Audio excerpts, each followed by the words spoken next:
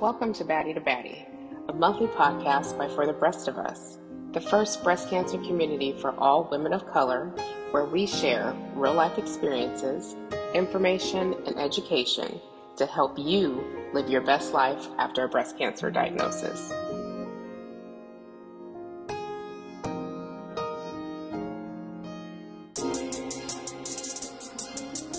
Welcome to Baddie.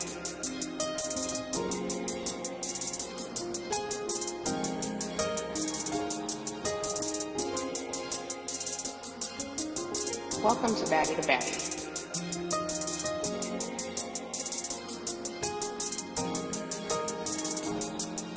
Hey baddies, my name is Cynthia and I am a breast cancer baddie ambassador from Houston, Texas, but I'm originally and always will be a Cali girl. I was diagnosed with stage 2 invasive ductal carcinoma in 2018, and I'm currently going through hormone therapy for the next few years. I am also a proud Bayesian woman and a member of Alpha Kappa Alpha Sorority Incorporated.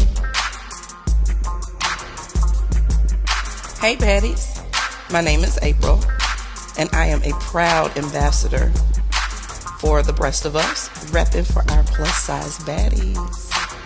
I live in Columbia, South Carolina, but I am from Brunswick, Georgia. I was diagnosed with stage 2 invasive ductal carcinoma at the age of 35 in 2016, triple negative, BRCA1 positive, and also later diagnosed with large B-cell lymphoma. I can't wait to start having conversations with you. Let's get into it.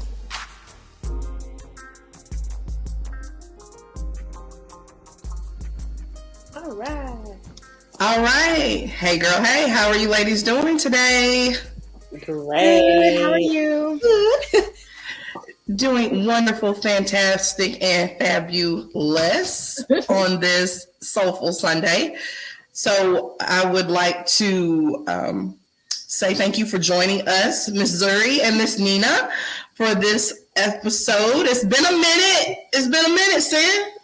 It has. We've not been asking for a minute. Yeah, it's been a minute, but hey, look, we're back at it like we never left, and we're going to pick up the conversation where we left off. So today we are going to discuss permanent makeup for our sisters who would like to have maybe some permanent tattoos for eyebrows, or maybe you want some nips. And we're going to talk about that process and those who have had that experience. So I'm going to yield the floor to you, Sam, to do our introductions.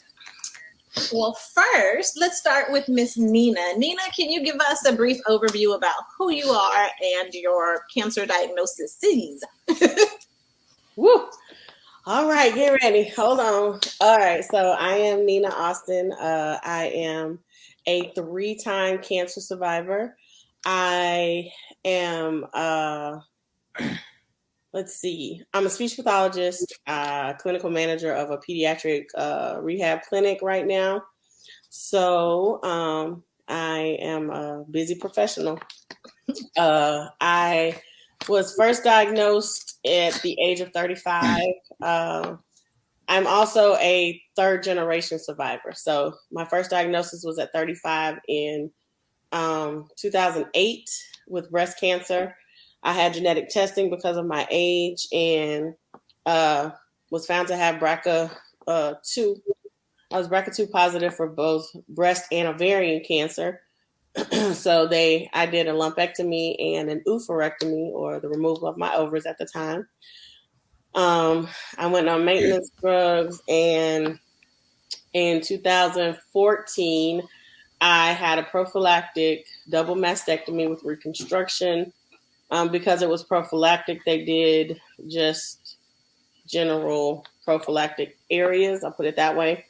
So in 2015, and I stopped taking maintenance drugs not too long after that. In 2015, I was diagnosed with breast cancer. Ironically, even though I had a double mastectomy, they left the left axillary tail of breast tissue. As we know, our breast tissue goes all the way to our backs. And so there was an axillary tail on my left side. So they had to do a revision to remove more breast tissue and some updated reconstruction.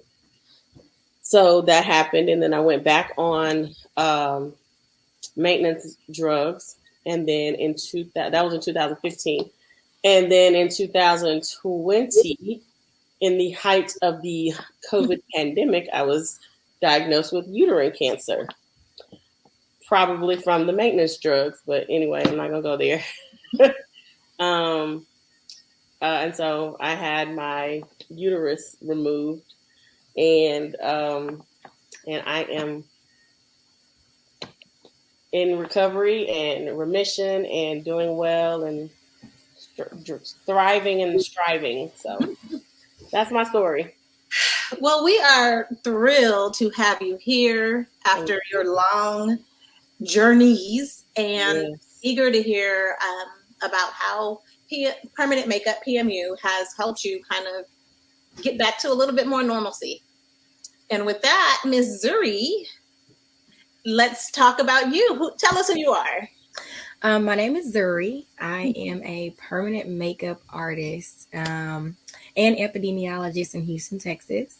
It's so funny because I never thought when I began in any of these industries, whether in the sciences or in permanent makeup, that there would be a way for me to marry my passion for disease prevention with the arts. That was not my intent at all. They developed in isolation, actually. It was not until maybe about 2 years ago when I realized how much of my background in the sciences was applicable to permanent makeup. And so I began to build my platform around the art and the science of permanent makeup. That was the platform. But then when COVID hit and I became employed in disease prevention, I saw even more parallel between the two and how comorbidities, the presence of disease, and even, disease prevention played a role in the permanent makeup industry. So I have developed a platform that speaks not just about permanent makeup and getting these permanent makeup services, but how to do so safely. And if a person has a condition, how do we treat that person in a way that is particular to them? I started out doing eyebrows, and eyebrows are really my area of focus. But I've done all of the services, lips, all of the things, hairlines, all of the things. And so the more services I do, the more I realize how much permanent makeup plays a role in recovery as well. I think that I never really considered that permanent makeup could be, a final step in recovery until I got into performing some of the other services. And so I know, Miss Nina, you recently got your areolas done at PMUCon. So PMUCon was a conference that was born out of a need for us to improve the heel work in women of color. That was the need. Disproportionately, women of color just had really bad work for whatever the reason was. The work was just not good, whether it was access, whether it was not being able to afford good work, or whether it was just, sometimes I feel like it was even the technician not being able to afford a good training. Not necessarily the customer, but the technician may not be able to afford something that was quality. So PMUCon was all about trying to improve the heel work of women of color, and how areolas came to be. It's so funny with, areolas, is that normally what happens is that, a person, a survivor, they get there, the reconstructive surgery and the areola reconstruction is like that final step in trying to restore that normalcy. But what we saw happening was doctors' offices were not hiring individuals who specialized in 3D realism. So what was happening was that they would have, it could be their medical assistant or their nurse. Hey, I need you to just go tattoo these nips, and so that's what was happening. They were not bringing in people who specialized, and a lot of physicians, they didn't want to pay. I'm already paying a nurse, I'm already paying a medical assistant, I'm already paying some other person on my staff, so we're just going to throw them in there and have them do the nips. And when you look at the way that breast cancer disproportionately impacts women of color, what we saw was that, again, as with everything else in the industry, it was women of color who ended up with the worst nips. They had the worst areola reconstructions. And so we added areolas because we knew how important it was in that final step for women to really feel normal. Nobody wants to walk around with an areola that looks like a tattoo. I've seen some really, really bad ones. I'm not sure if y'all have seen some really bad ones, but I've seen some really, really bad ones. And it's just simply from, the physician just asking their nurse, hey, can you just go? And it's not any formal training in how to work with the scar tissue, how to tattoo scar tissue, how to choose color for scar tissue. But anyway, permanent makeup has just played such a large role in this area. And so I am really trying to highlight that through my platform. So Nina and I both attended PMUCon and got to see it firsthand, and it was amazing. I mean, so we think, of course, eyebrows and now nipples, but there are hairline restoration, there's scar reduction, and these are things that, as we talk a lot in the breast cancer community about normalcy and what survivorship looks like, and not looking like yourself, operating in a body that no longer looks and feels like your own is a challenge. And permanent makeup helps restore some of that normalcy, that confidence, and that self-esteem.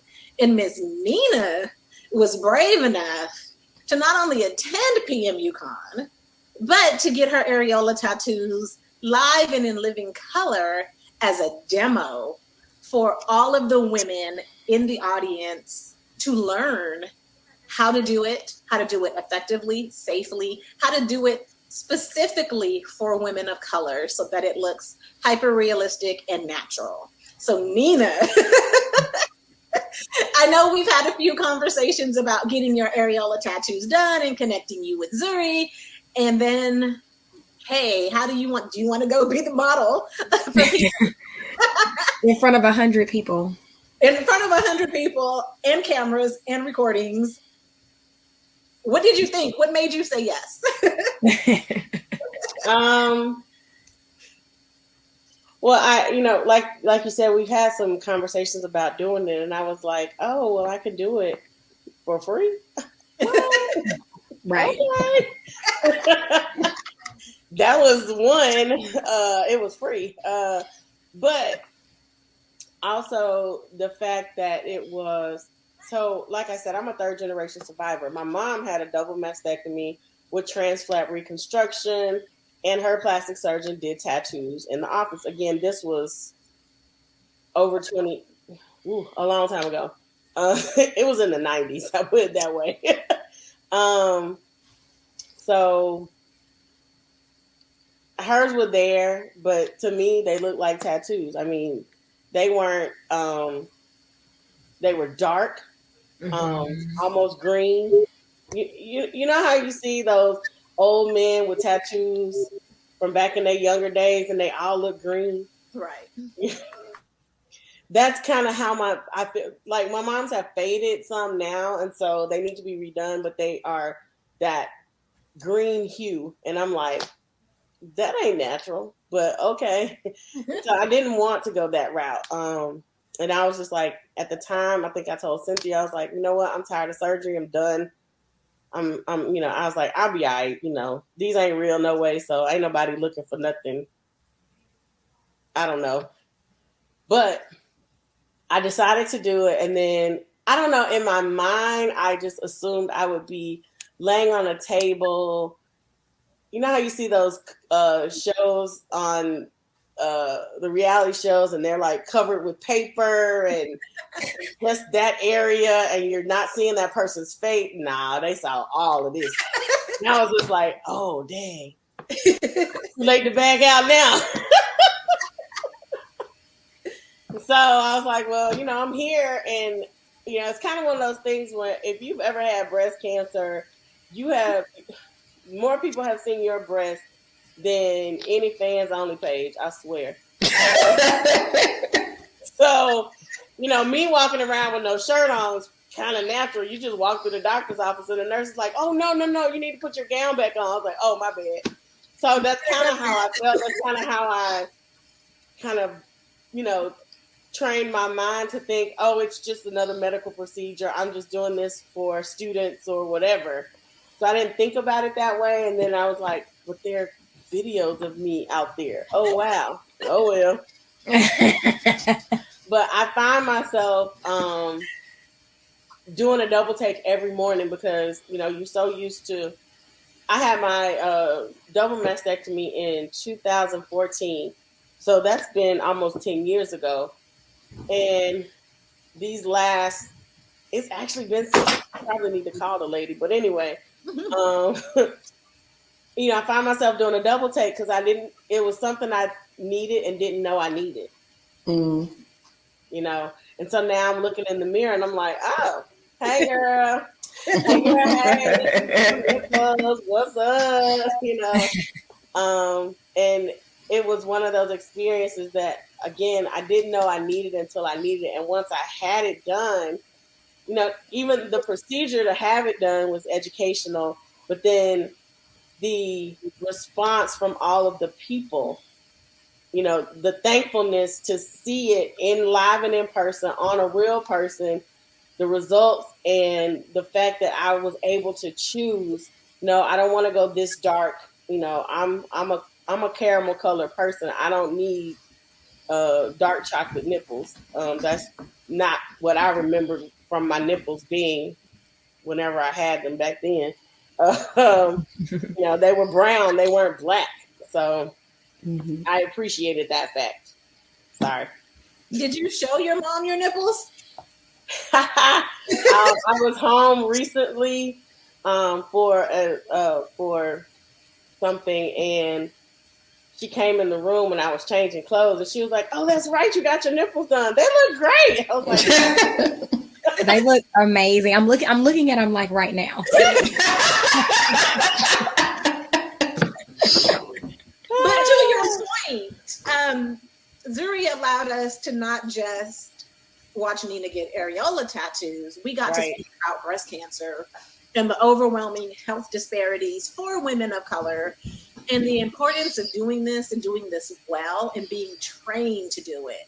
This is like Zuri said, you just don't decide to tattoo somebody and you don't know the color theory, you don't know the science, you don't know the technique to do it well and to have long-lasting results. And so the response from the women in the audience, the artists being trained, was outstanding. It really was. And and it was weird because I didn't want to tag you in all them or like forward them to you because I was like, they're gonna need the titties again. Well, look, all 504 people who liked the post have so including me. Including me, because when Cynthia while she was there, she started texting Marissa and I like, hey, I'm at PMU and there's someone up here getting areola permanent makeup right now. And I'm like, really? And so she sends us the video. I was like, send pictures. She sends the video.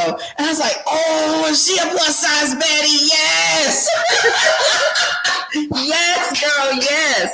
But I commend you because you have no idea how large of an impact you made on this community, especially, showing up for us and for the plus size baddies, because, you don't even think about it. We have just learned to operate with, we just getting by, whatever we need just to get by, and don't even realize how much having something such as, 3D areolas, how that changes how you sit up, how you walk into a room, Yes.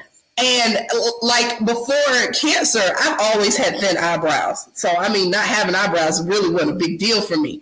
But then now I look at Cynthia's eyebrows and I look at, just other women in the community. And I'm like, I need to get with Zuri ASAP. Like, cause I'm telling you, it's that thing you don't know you and I was need. like, But you know I what? really don't want to be petty, but I really want. I'm like, Zuri, I need some eyebrows now. Come on, now. Yes. But you know what's funny about it? And I think breast cancer survivor or not, I think as women of color, we are just so used to being like in survival mode. And it's like, oh, we don't need that. I'm good. I can just draw that on. Why do I need that? But it's like, why just draw it on? Survivor or not, like there are so many things that we don't take advantage of because we feel like we don't need them. And I have so many clients that come to me and say, this is like what I needed that I did not even know that I needed until I got there. Yes. And like, honestly, I just thought it looked nice and I just said, oh, let me try. But now I cannot imagine, myself being without them. And I think that we experience so much as women, getting an eyebrow put on our face and taking away that 30 minutes in the morning is small in comparison to the totality of life, right? Like we have so many things to think about in a day, but we're denying ourselves something as small as a brow. So imagine Miss Nina going through all you have gone through and saying, well, I've been like this for this long. I don't need the areola, but why not? Yes. Why not? Like just as much as you don't need it, you do, like why not? And I think that we do that about so much stuff. And we have to get out of I mean like the scar, the stretch mark, camouflaging. I mean, even that, we look at stretch marks on our arms and on our thighs. We're like, oh, I wish that wasn't there. And now there's something that can just cover it up, and something that small can make me feel better about myself. Why not do those things? And I think that's so important. I've seen a lot of women, we all react to, if we've had chemo, that hair loss differently. And I chop my hair off all the time, but losing it rocked me. Totally different. And I've seen a lot of women who will say that they got through the hair okay, but eyebrows and eyelashes, because then you really look sick. You can throw a wig on, you can do whatever, and then for your brows not to come back. And I'm not a makeup girl. I'm not a brow girl. I never was. I don't think I've ever drawn them on, but they didn't come back as thick as they were. Right. And just like Nina, I didn't know till I had them done how much I needed it. I just wake up and your girl is flawless.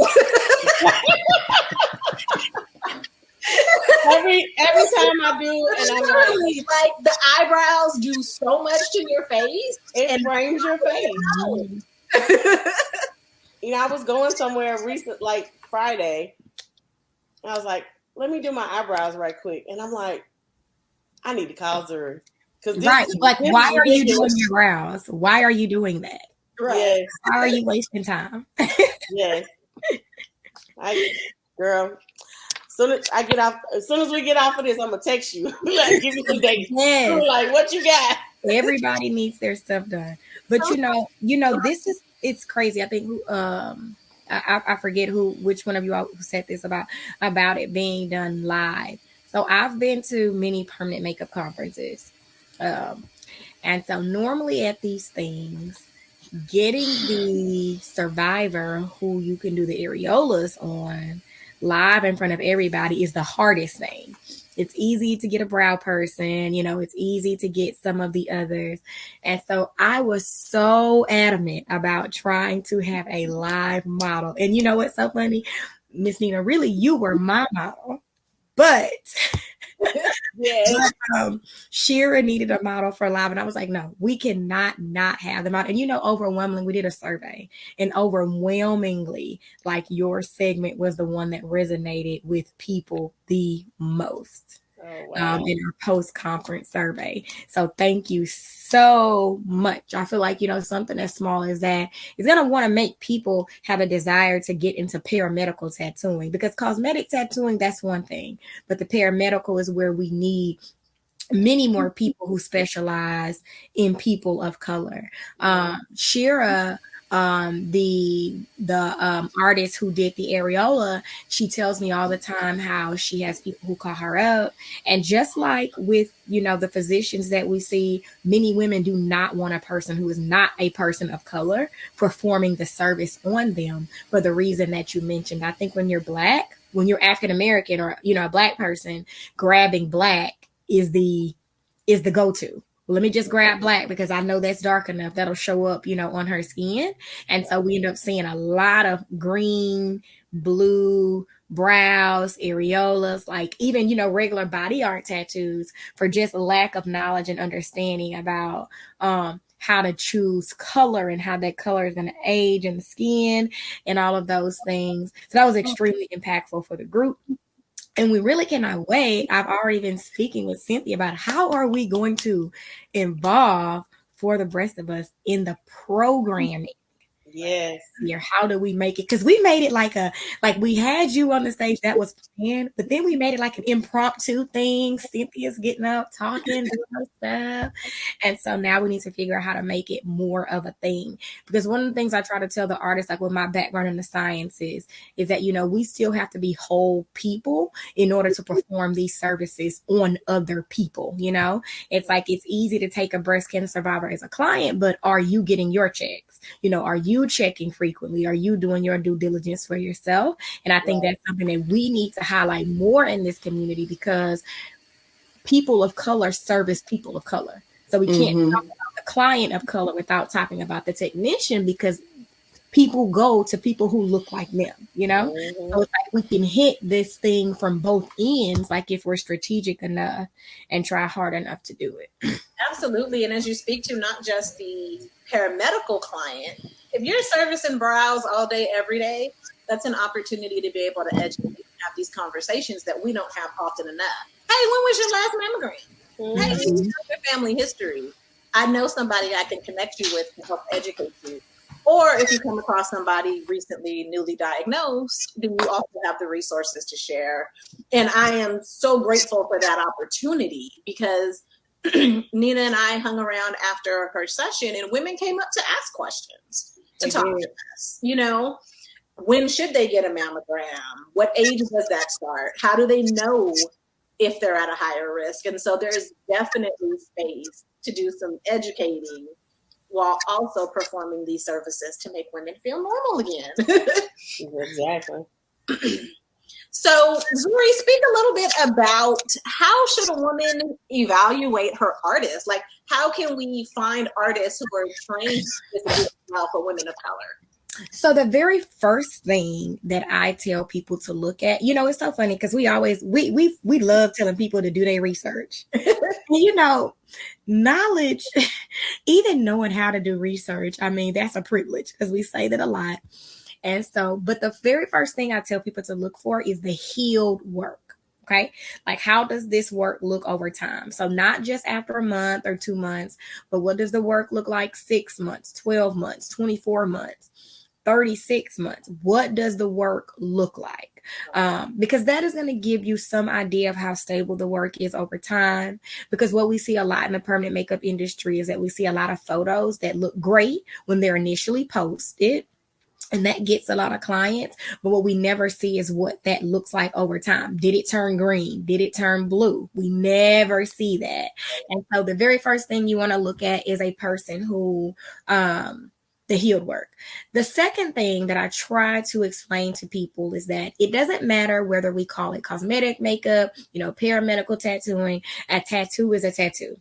Anytime you are taking a needle and you are taking some ink of some sort and you are getting it under the skin, in most places, in most states, it falls under tattooing. So with that, most people, most states actually do not require heavy credentialing in order to be able to do the service. So it's a double-edged sword. So you have a lot of people who can access the industry easily, which is good if you have integrity and you do your due diligence and train. But it's not great because anybody can pick up a machine without any clinical experience, without any technical skill. And so I tell, people, we would not let anybody incise any other organ of our body, but for some reason we're so okay with them incising our skin as if the skin is not an organ as well. Right.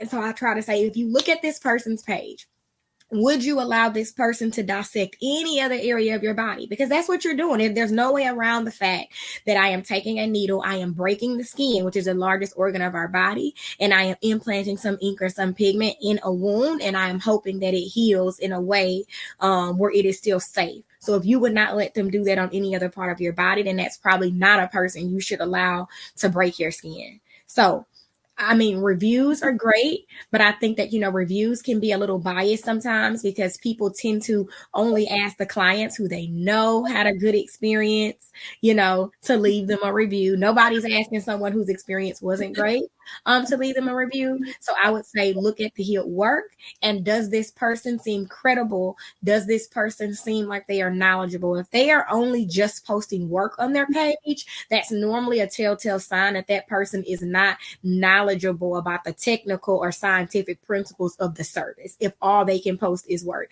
We hear this a lot at work all the time, Cynthia. There's no substitute for knowledge and experience. I feel like that gets thrown around, but I see in the permanent makeup industry where it rings so true. There are people with experience, and they're experienced because people come to them, right? People are booking, but they do not have the knowledge. They really, really, really don't have the knowledge. They're just able to tactically draw, right? Or they're just able to kind of fill in a brow after they've drawn it, but they do not have any technical knowledge or expertise. And I feel like that is something that you can tell in your research. If they're only able to educate you about the A through Z of doing the service, that's probably a person who is not very, very knowledgeable clinically about providing the service. And I don't know how many women, myself included, know what the healed work should look like. Should I expect almost the same brow a year out, 2 years out? When should it start to fade? Right. And so that's a part of the knowledge, right? That the artist should be imparting. Somewhere the artist should be saying, well, the brow is only going to fade maybe about 25% per year. So a person gets their brows done after a year, the brow is still going to be there, maybe with about 25 to 30% less pigment. For most people, they're okay with that. They'll take their little pencil, similar to yours. Cynthia, your brow is very much still there. Now, it may not be as defined as it was like a year ago, but your brow is still there. And for the most part, you can take your pencil, fill in any gaps that may be there. And then you're able to go on about your day. So the artist should be providing education about when it is appropriate to come back. And I think a skilled artist, a credible artist, is going to tell you that you should not be coming back every year. A skilled artist is more concerned about the clinical safety than their bottom line, right? Like, I make more money if you come back every year. But if I'm telling you, well, I don't want to have an excess buildup of scar tissue. I don't want to overload the absorption capacity of the skin unnecessarily. If I'm telling you maybe every year and a half to 2 years, that's probably somebody that you can trust.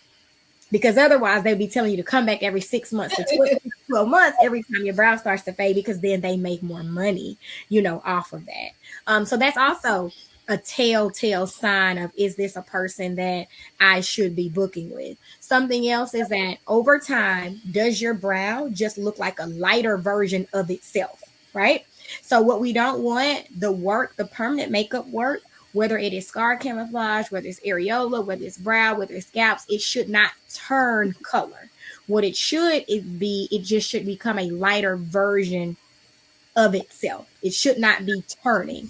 And so what we see in the industry, sometimes they're red. We've talked about the green. We've talked about the blue. We've talked about even the gray. That is a very, very, very common, turning of the color that we see. But the brow really should become just a lighter version of itself. It should not completely turn in color over time. Scar tissue, when you rub the area that you got serviced, does it still feel smooth for the most part? If it feels a little grainy, if it feels as if there's some scar tissue underneath, that's normally an indication that the technician went too deep and that they caused some buildup of scar tissue, underneath. So a good artist is educating you about all of the things to look for, because if they're not, they may be doing some of those things that they would be cautioning you, against. So a really, really, really good artist is doing more educating than the posting of work, if that makes sense. Because once I post one brow, I've posted them all. I don't have to post everybody's brows on this call for you to know brow,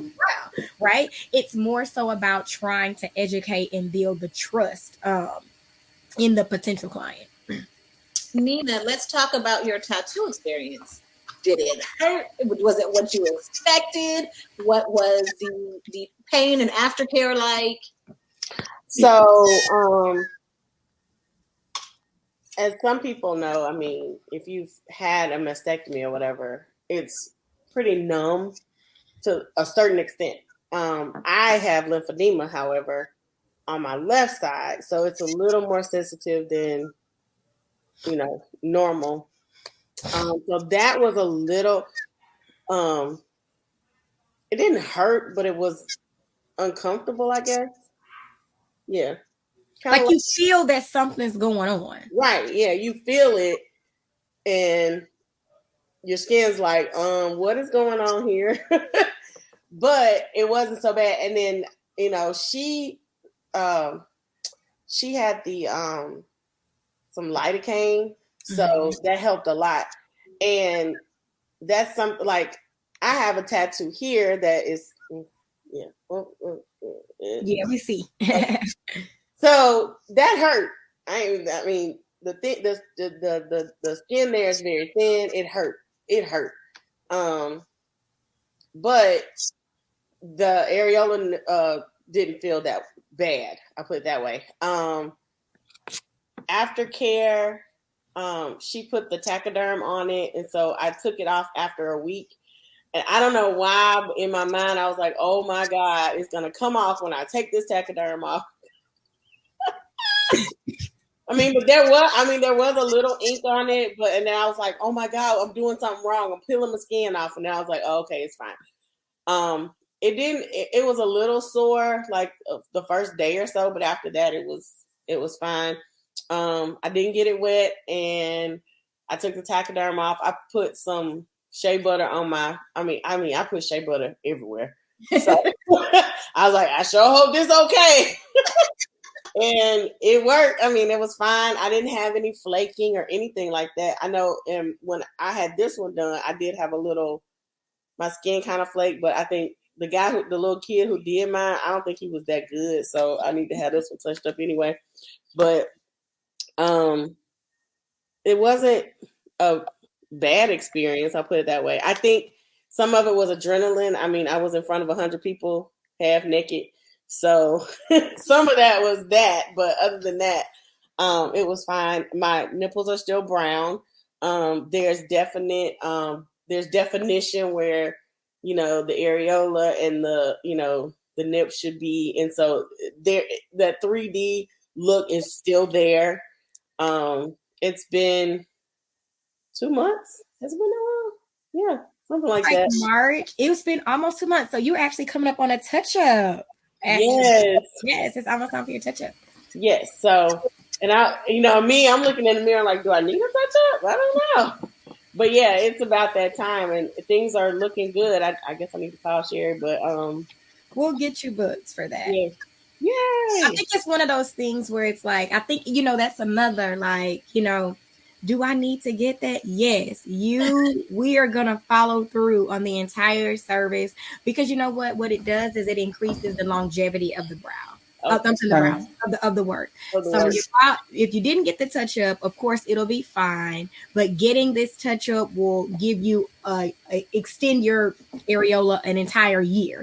So it's just go ahead and get it. Go through that 10-day healing process. But normally, Cynthia, like these services, and it's like even when they're uncomfortable, they're not worth not getting. Absolutely. About, like the way they make you feel about yourself, that 45 minutes of discomfort is just totally not worth not doing. No, and for so many of us, we have been through so many more awful things that oh my gosh, they have the benefit for sure, but not the kind of immediate benefit, the boost to your confidence, Right. my brows didn't hurt. Right. Did I tell something was going on? Was it kind of like, what is that? But they absolutely did not hurt. I would absolutely do it again. And I just recommend it for anybody who wants it, breast cancer survivor or not. My experience, and I probably side-eyed a few women like, why are you in there doing all of that? It's not. No, it is that serious. Yeah. I think we all feel like that. Like the scalp artist, and these men will get these weaves. More power to you. Do it. Yes. Yeah. Absolutely. If you feel confident in yourself, I think it's something you should do. Absolutely. And I think that's with, talking about survivorship, in, the cancer community, we go to all of these appointments. We take all of these drugs. We do all of these things because why? We're trying to extend our life. So we're doing these things because we have to.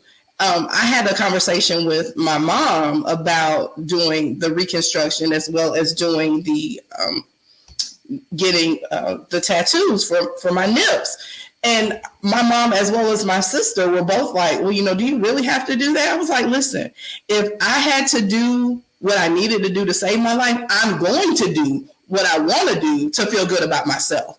Whether it hurts, whether it doesn't hurt, we've got to stop operating from this place of just doing what we got to do. And just like you said earlier, Zuri, doing the things that make us feel good. Even if you don't see why it's necessary, we'll do it anyway, Do it anyway.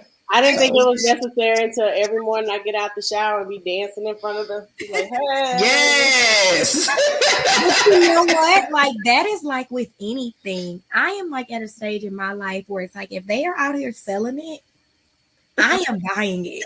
If it's Botox, if it's lipo, if it's whatever it is that y'all have out here, I want it. Like my edge is getting thin. I saw a little hair transplant from the back to the front. I'm like, look, whatever it is that y'all have, I want y'all.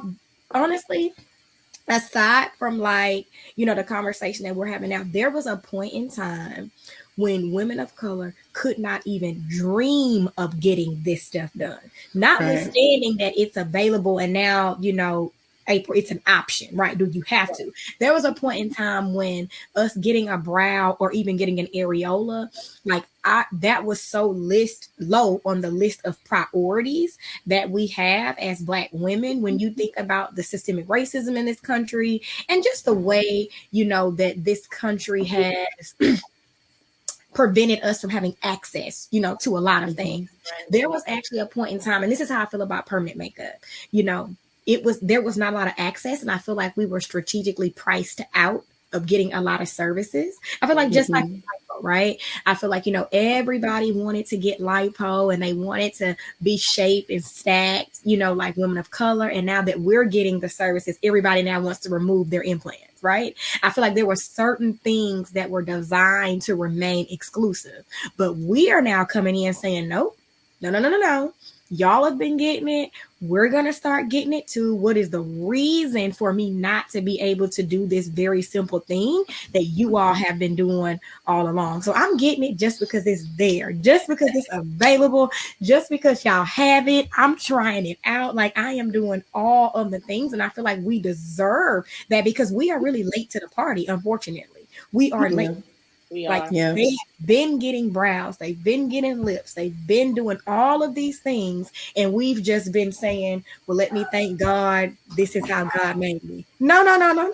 We appreciate the way God made us, and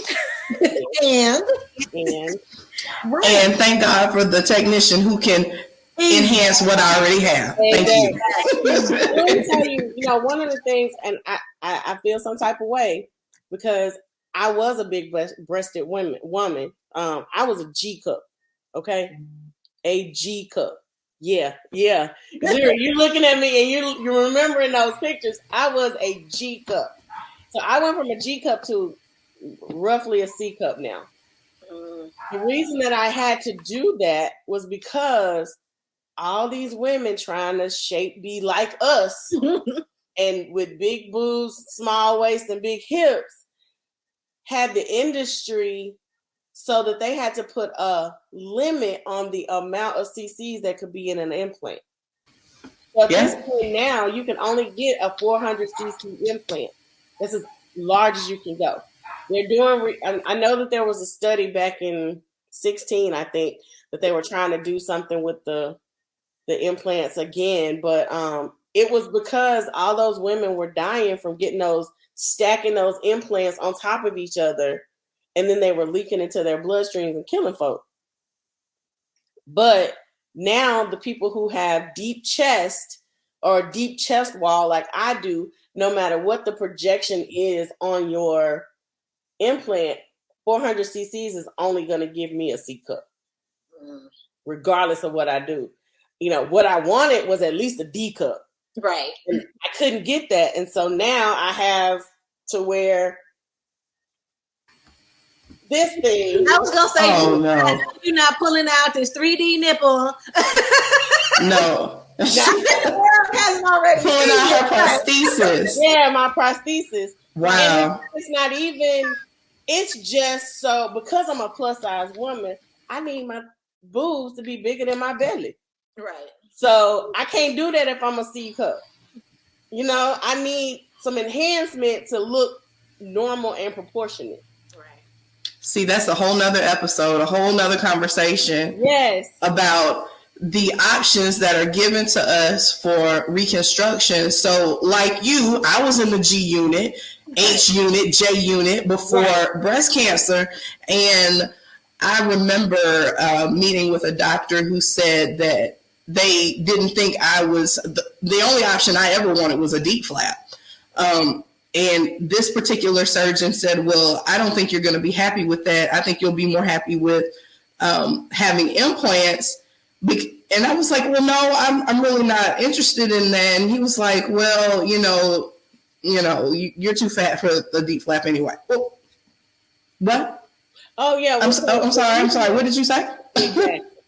And I ended up getting a deep flap. I shouldn't say, of course. I ended up getting a deep flap. I went to another surgeon, and he did a phenomenal job. To the point now when I tell people, yeah, I'm a breast cancer survivor, the first thing they do is look down, and then they're like, did you have it removed? Yes, I did. I had them removed.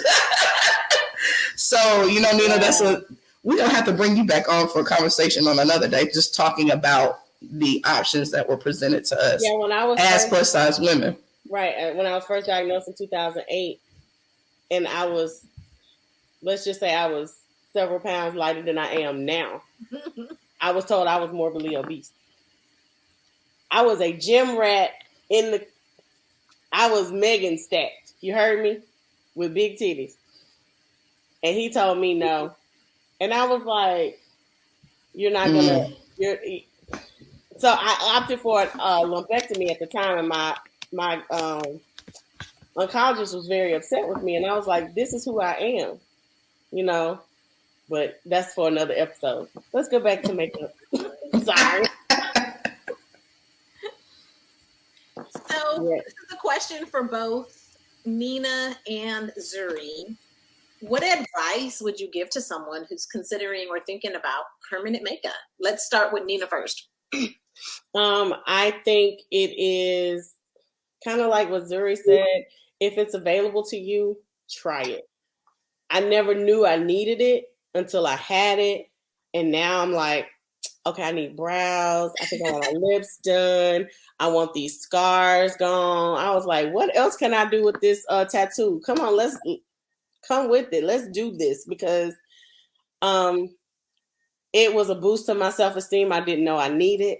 Been working with my therapist on self-image, and I can cross this one off the list. Hey, I'm not saying my self-image is still not the greatest, but I feel better about myself. I walk a little differently. I'm sticking my chest out a little prouder because I got nipples now. I can take my shirt off, but I think that is the funny before that nobody knows. Nobody knew you didn't have nipples. Nobody knows you now have nipples. Exactly. But it's still such a boost to you. It's all about me and my perception. Exactly. Yes. Very true. So Ms. Zuri, what advice would you give? My advice is that if you are on the fence about it, as you would do with anything else, just pick up the phone and consult. That's it. You have no obligation to go through with it, but just pick up the phone, go into somebody's salon, and just do a consultation. There are so many women who are on the fence about it, and I just tell them, hey, come in. Let me just draw your brow. Let me just show you what they could look like.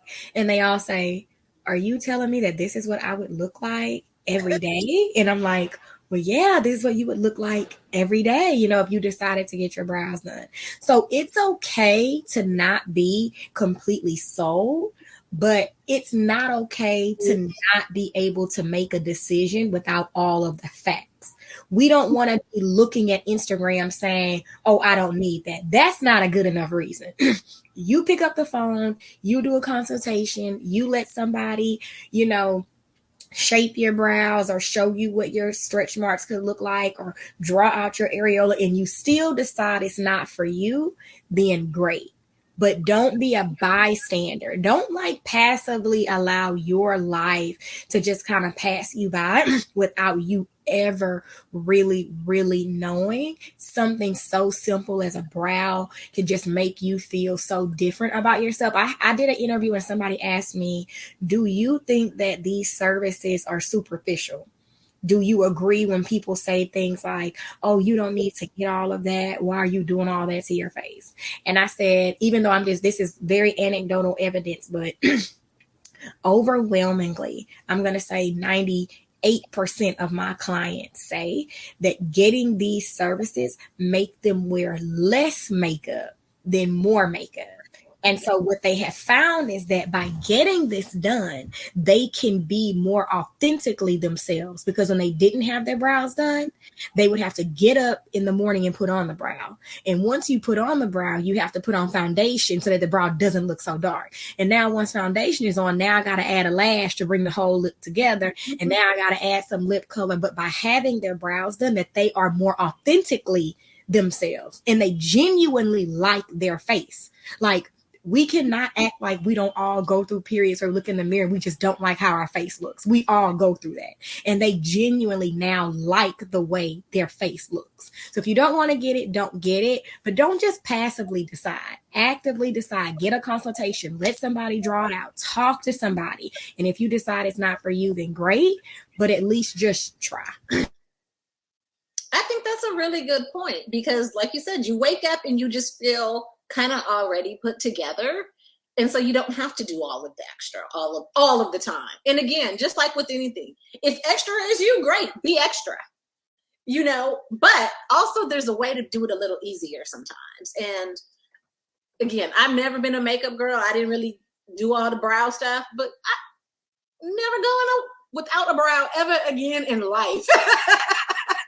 I'm gonna be 85. Because why? You're gonna be tattooing these brows. Because why would you go without a brow? Because why? Who knows? Change your face. And even with my glasses, I think it is the perfect touch. Yes. But again, more power to you. These services exist. And I think they're important for all women. But in this community, especially when we talk so much, cancer changes everything. And I mean, imagine a 3D nipple in a bra that nobody sees but you. And here Miss Nina walking with her. Nobody even knows why she's walking like that, but she knows. Mm-hmm. And that's what matters, Yep. Yeah, it does. Girl, I don't quite have that understanding. I mean, I can't fathom what it is to look down and not see nipples. Like, that's big. Mm-hmm. It is. It's huge. Mm-hmm. I remember. And you made a comment. I'm sorry. Go ahead. Yeah, after my mastectomy, I woke up and was like, mind you, after a mastectomy, I went from a G cup to nothing. Right. That was traumatic. I was like, what the hell? And I think about that, and I don't want to put her business in the street, but my sister was supposed to have a nipple-sparing mastectomy. And of course, it was, if we can, we will save your nipple. And we get home, and we're changing bandages. There's no nipple. but nobody told her. Wow. So That's not crazy. only do you wake up and you're completely flat, and to discover that you no longer have nipples and nobody even gave you a warning, but to walk through life with that, and just imagine, like you say, nipple areola, especially for women of color, is new. Right. Mm-hmm. And how many women are just walking around not knowing that they could feel a lot more normalcy around the amputation of their breasts? Because that's what it is. That's exactly what it is. It's an amputation. You know? It's not a boob job. It's an amputation. It's an amputation because, you know, they talk about phantom pain from people missing their legs and their arms. I have phantom pain in my chest. Right? I do too. Yeah, I do. And it ain't nice. It's a scratch that you can never, it's an itch that you can never scratch. Exactly. No matter how much you rub and massage, you can't. It's crazy. It is. And people don't understand it, so you can't explain it. You know, I've been in my desk sometimes, and, you know, I guess someone will pass by and I'll be having a pain and I'll be like, oh. And they're like, are you okay? And I'm like, yeah. And they're like, what's wrong? And I was like, even if I told you, you wouldn't you couldn't even you know, you can't even, no. But to think something is simple, and I'm using that term loosely, as a tattoo, because the science, the technique, the skill behind it is not simple. But it took 30, 45 minutes. Right. And now your swagger's on 10 again. Like, you know, but like, I mean, the whole point, so I knew what we did was going to be important. And I wanted to follow this up with this conversation because, again, how many women are walking around with no nipple, no eyebrow, or less eyebrows than they had, scarring, and we can change it. Cynthia, you know what's funny that you bring that up is because it's 2023, right? And makeup, you know, that's a thing. That's a thing that we're all, even if you weren't into it before, we all see the Instagram pages, you know, everybody's doing makeup tutorials and everything. You and I believe how many women still message me. Oh, sorry.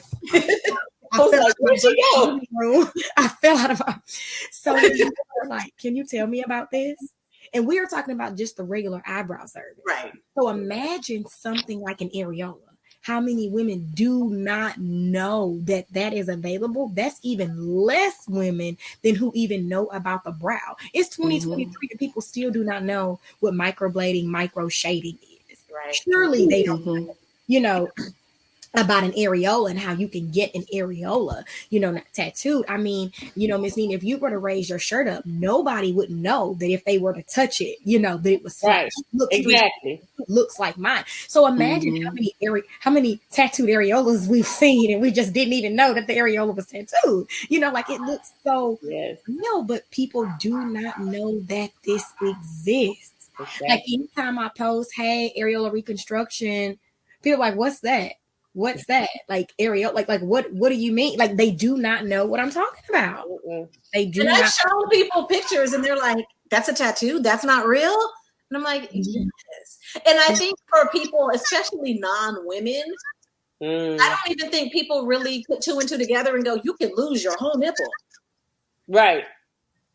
You know, I don't even know that I fully was clear on how much goes away with a mastectomy until I really joined this world. Because again, why does For the Rest of Us exist? Because images of us don't exist out there. That's right. When was the last time you even saw a picture? I had a lady.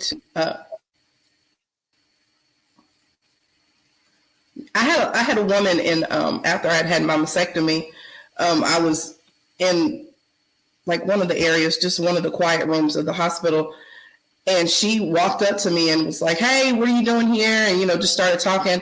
And she's like, oh, who's your doctor? And I told her, she's like, oh, we have the same doctor. And she flipped and showed me her boobs. And I was like, who is this crazy woman? Like, she's like, oh, do you want to feel them? And at the time, you know, I'm young in this. I'm like, no, I don't touch your breasts. I didn't even ask you to look at them. But on the other side of that, When I have conversations with women and they're like, oh, I can't imagine. Oh, well, let me show you. Give me a hand, touch. But, exactly. You know, it's so Nina, if you out here flashing people and showing the world now that you got these new nips, please show them so that way that, you know, people understand and know that, you know, this is a thing. Right. And until we have more conversations about this, you know, I'm just sitting here thinking, Cynthia, we need a page of like maybe before and after, just so women can see like this is what you may look like at the beginning of the process or 6 months in or after a year, just so that way we're educating each other about this wonderful, I don't know. I don't even know. I can't even get my words together, but just know that this is, you have access to this. Right. That this is a thing. This is real. This is something you can do, and don't be ashamed about it, and don't allow anyone to make you feel ashamed about it. I think that's a good point, because we talk about access, we talk about options. There are 1,000,001 different treatment options, surgical options. You should know everything that's available to you, including these services for after treatment and to get you back to feeling like who you are. Ms. Zuri, can you speak to a little bit about the cost and how insurance is beginning to cover this service? Yes. So insurance actually can cover that piece. And so I don't have the wording exactly correct, but I guess the statute, or however you would describe it, it is described as anything that is reasonable to restore the nipple mound is how it reads, with whatever the bill or the statute was that was passed that allowed insurance to pay.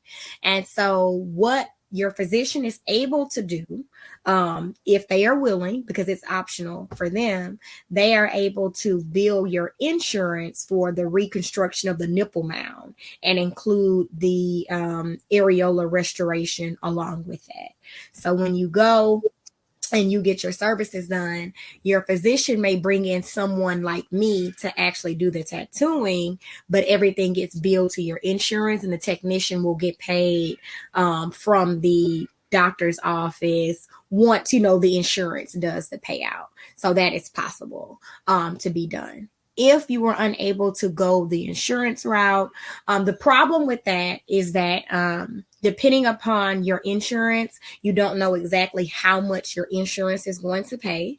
So there are some individuals who opt not to go with the insurance, and they may pay something like, you know, $300 to get both nips done, which is still, you know, relatively inexpensive for something that you're going to have like up to 5 years before you really need a touch up, but it can be done. So if you're interested in getting your areolas done, you definitely should ask your physician. But with that, you need to ask your physician to see the work of the individual who is going to be doing the tattooing. You want to make sure that they don't just have someone who is just like, you know, their nurse or their medical assistant who really is not trained in 3D realism. So it's okay for you to ask those questions, or you may be able to find a physician who is willing to take you just for that piece. I have known physicians who will take clients just for the reconstruction of the areola, and you're able to go to their artist as well. But the insurance can cover that completely at no cost to the patient. Yeah, and I think this is why this conversation surrounding access and the skill and the training is so important, because again, if insurance is going to cover it, it's likely 99% going to be at a doctor's office.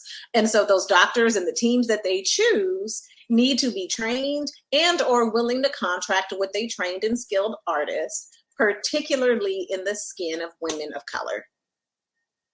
Because again, if you're going to make this choice, please do, but please do it the right way, right?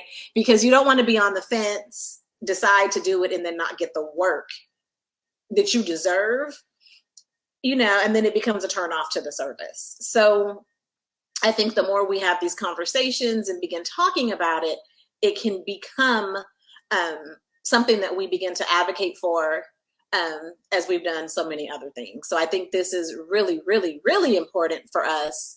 And I'm so grateful to start this conversation. I'm eager to see how many women know this exists or have even considered it for themselves or thought it a possibility. So as we get ready to wrap up, again, Miss Mina, I want to thank you. Again, you got on stage in front of 100 women with their cameras and the internet on. Your picture is floating around on the internet. I know. The impact has yet to be fully seen. It is so important, and it was so incredibly brave of you. And we are so grateful. In Missouri, we thank you for the opportunity, for the platform to do this and to do it bigger and better next year, right? Yeah. So baddies out there, Houston, Texas, what is it, March 2024?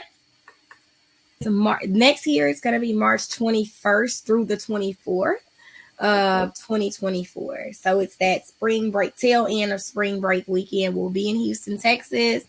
And so we are going to start thinking about how are we going to incorporate the baddies into our programming, not just with, providing us a model, but just really figuring out ways that we can continue to, push this message and really, really get artists to understand how impactful their work is. A lot of artists, and I get it, as women of color, like we need to survive. We have families to take care of. So we do want to make money. I get it. But I think sometimes the financial implications of the industry clouds the purpose and how impactful the work is. And I think that this is just the perfect way for us to continue to show how impactful the work is that we do. And just how meaningful, like it really, really and truly is. And so I think collectively we can work to really push that message, even amongst the artists. I really do appreciate that. Miss Nina, closing words, tell the people where to find you. Oh, yeah. I don't know. I'm on Instagram at NY Austin, I think. And probably on Facebook somewhere. And yeah, that's about it. I mean, if you need me, still know how to get in touch with me. And Ms. Zuri, tell the people where to find you and let the people know that if you're in Houston or willing to travel to Houston from time to time, Ms. Zuri needs models. Yes. Yes. So Artistry by Zuri, at Artistry by Zuri, that is how you can find me on Instagram. If you are willing to travel, I am willing to accept you. All of my areola work right now is being done for completely free. So please come out and see me. I would love to give you some areolas to take back home so you can be walking around like Miss Nina with an extra little bounce in your step. At Artistry by Zuri, and follow PM Yukon at PM Yukon _. That is where you can find out all of the great work that we are doing, trying to improve the healed work of women of color. And I think also, if you follow PM Yukon, you might find that there's an artist in your area who has learned the science behind why they do what they do from Missouri. And you can rest assured that that is the artist that you might want to really look into. And so, again, I just really want to thank you. April, any closing words? Only closing words I have is, it ain't pippin' if you got it, So if you don't have it, get it and pimp it. I absolutely agree. Permanent makeup is important, period.